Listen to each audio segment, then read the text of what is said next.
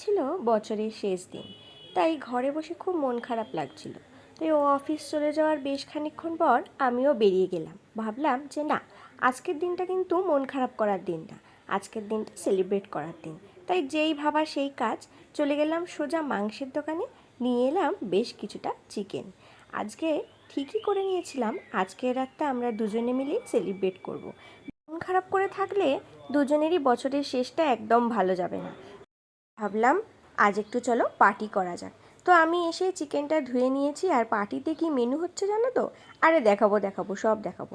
সবার আগে একটু আমি পার্টির কিছুটা রান্না এগিয়ে রাখছি, কারণ আজকে সন্ধ্যাবেলা আমাদের এখানে হাট বসে। আজ তো বুধবার, তো হাটে যাব সারা সপ্তাহের বাজার করতে। তো বাজার করতে গেলে তো এদিকে রান্না বান্না করতে আরও দেরি হয়ে যাবে। তাই আমি মেন কিছু খাবারের ইনগ্রিডিয়েন্টস একটু এগিয়ে রাখছি। যখন চিকেন এনেছি তোমরা তো বুঝতেই পারছো যে চিকেনেরই কিছু রেসিপি। সব কাজ কমপ্লিট করতে করতে বেশ দুপুর গড়িয়ে বিকেল হয়ে যায়। আর বিকেল হতেই ও বাড়ি চলে আসে। আর পার্টি হবে, একটু লাইটিং হবে না সেটা কি হয়? তাই ও আসতেই আমি ওকে বললাম একটু লাইট লাগিয়ে দেবে। দেখলাম সঙ্গে সঙ্গে রাজি হয়ে গেছিলো। লাইটটা আমি বাড়ি থেকেই নিয়ে এসেছিলাম, জানতাম পরপর অনেকগুলো ফেস্টিভ্যাল আছে, তো সেটা তো সেলিব্রেট করতে হবে। এখানে বসার জায়গাটা আমি রেডি করে রেখেছিলাম, আর ও আসতে না আসতেই পুরো লাইটটা রেডি করে দিয়েছে। দেখো লাইটটা পুরো রেডি হওয়ার পর কতটা সুন্দর লাগছে, লাগছে না? পুরো পার্টি মুড। দেখতে দেখতে বেশ রাত হয়ে যায়। তো আজকের মেনুতে সবার ফার্স্ট যেটা ঠিক করেছিলাম সেটা হচ্ছে চিকেন মোমো বানাবো।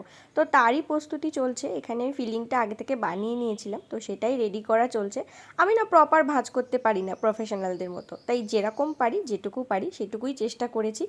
নিজে সম্পূর্ণ একা হাতে আজকে সমস্ত খাবারের রেসিপি আমি বানিয়েছি, কারণ বাইরের খাবার না এখন আর খুব একটা খেতে ভালো লাগে না। তাই চেষ্টা করি যে যেটুকু খাও সেটা যদি ঘরে বানানো যায় সেটা অনেকটা হেলদিও হয় আর টেস্টিও হয়। শুধু কি চিকেন মোমো দিয়ে হয় নাকি, তার সাথে বানিয়ে নিয়েছিলাম একদম হোমমেড পিৎজা। হোমমেড পিৎজা আমি কেন প্রেফার করি জানো তো? কারণ দোকান থেকে পিৎজা খেলে যত পরিমাণ তুমি চিকেন দিতে পারবে, তার থেকে দ্বিগুণ পরিমাণ তোমার মনের খুশি অনুযায়ী চিকেনের পিস বাড়িতে বানালে দিতে পারবে। আর সেটা টেস্টিও হবে বেশি। ততটা পরিমাণ চিজ দেবে, মানে একদম পুরোপুরি নিজের মনের মতন। তো চলো, সবার আগে দেখো আমাদের এখানে গরম গরম মোমো একদম তৈরি হয়ে গেছে। কি ভালো, কি সফট দেখতে হয়েছে, খেতেও কিন্তু ততটাই টেস্টি হয়েছিল। যদিও আমি এটা পরে এডিট করছি, তাই আমি তোমাদেরকে বলতে পারছি এটা কতটা টেস্টি হয়েছিল। আর এই চাটনিটাও কিন্তু আমি বাড়িতেই বানিয়েছিলাম। যদি তোমরা কেউ জানতে চাও কিভাবে বানিয়েছি, তাহলে একটা নতুন ভিডিও নিশ্চয়ই বানাবো তোমাদের জন্য। দাঁড়াও দাঁড়াও, কী ভাবছো শেষ হয়ে গেছে? আরে আরও অনেক কিছু বানিয়েছিলাম। এখানে স্যুপ বানিয়েছিলাম, পিৎজার সাথে একটা কাবাব বানিয়েছিলাম। মানে এই চিকেনের টুকরোটা এক্সট্রা পড়েছিল, কি করব, ফেলে তো দিতে পারি না, তাই এটা বানিয়েছিলাম। আর না না, এই কেকটা কিন্তু আমি বানাইনি, কেকটা কিনে এনেছিলাম। নতুন বছর সেলিব্রেট করবো আর একটা কেক কাটবো না, সেটা কি হতে পারে?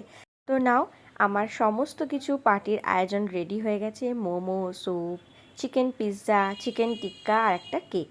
আর শুরু করছি দুজনে একটা ক্যান্ডেল লাইট ডিনার দিয়ে। সচরাচর তো দুজনের এই সুযোগটা খুব একটা হয় না, তাই ভাবলাম আজ যখন সেলিব্রেট করছি দুজনে, তাহলে একটা ক্যান্ডেল লাইট ডিনার হলে কেমন হয় বলো? তো আমার সেরকম কিছুই জোগাড় নেই, তাই মাটির মধ্যেই দুজনে বসে পড়েছি সেলিব্রেট করতে। আসলে আমাদের উদ্দেশ্যটা হচ্ছে সেলিব্রেট করা, কিভাবে করছি সেটা কিন্তু বড় কথা না। তো চলো, তোমাদের তো দেখিয়ে দিলাম কেমন সুন্দর সাজিয়ে গুজিয়ে নিয়েছি। পর ঠিক ওই 11:30 নাগাদ দুজনে বসে গেছিলাম ডিনারটা করতে, মানে দুজন দুজনের সাথে আসলে শেষ দিনটা ভালোভাবে কাটাতে। আজ প্রায় অনেক দিন বাদে আমরা দুজনে এইভাবে সময় কাটাচ্ছি। নর্মালি কোনো অকেশান থাকলে, কলকাতায় থাকলে আমরা রেস্টুরেন্টেই যাই, কিন্তু এবার ভাবলাম যে না, ঘরেই সমস্ত কিছু রেডি করি। তো চলো, আমাদের ডিনার করতে করতে দিকে রাত্রি 12টা বেজেও গেছিলো। আর বাইরে শুরু হয়ে গেছিলো খুব সুন্দর বাজি ফাটা। কলকাতাতে যেমন হয় ঠিক ওরকমই, কারণ এতক্ষণ না এখানে একদম সব কিছু নিস্তব্ধ ছিল। আমি তো ভেবেছিলাম বোধহয় এখানে এভাবেই সেলিব্রেট করে, কেউ কোনো চিৎকার নেই, চেঁচামেচি নেই, কোনো পার্টি নেই, পিকনিক নেই, কোথাও দিয়ে কোনো গান নেই। তো মনটা একটু খারাপ হয়ে গেছিলো।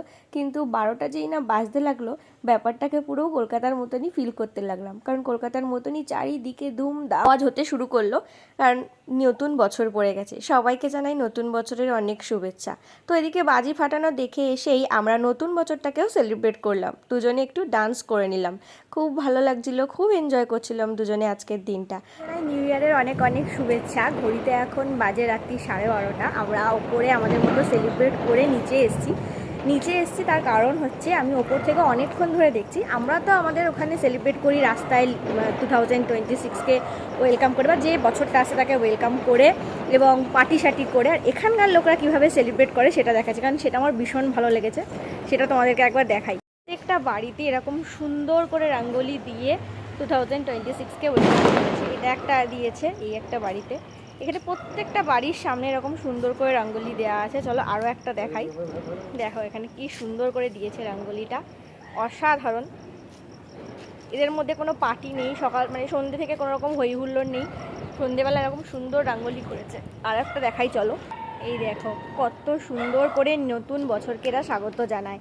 এই রিচুয়ালসটা এমনি আমার এদের সকালবেলা উঠেই প্রতিদিন এদের বাড়িতে সবার বাড়িতে আলপনা দেওয়া থাকে, কিন্তু এদের এই রিচুয়ালসটা ওয়েলকাম করার নতুন বছরকে আমার ভীষণ ভালো লেগেছে। কি সুন্দর নিখুঁত হাতের কাজ দেখো।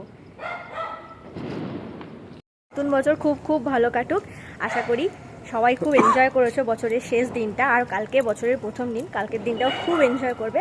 আমাকে এরকম অবস্থায় দেখে কলকাতার মানুষরা কেউ ভেবো না যে বেশি স্টাইল হয়ে গেছে, কারণ আমি এখন হায়দ্রাবাদে আছি, হায়দ্রাবাদে একটুও ঠান্ডা নেই, কলকাতায় প্রচণ্ড ঠান্ডা আছে জানি। তো চলো আজকের ভিডিওটা এখানে শেষ করছি, দেখা হচ্ছে অন্য কোনো ভিডিওতে। Good night.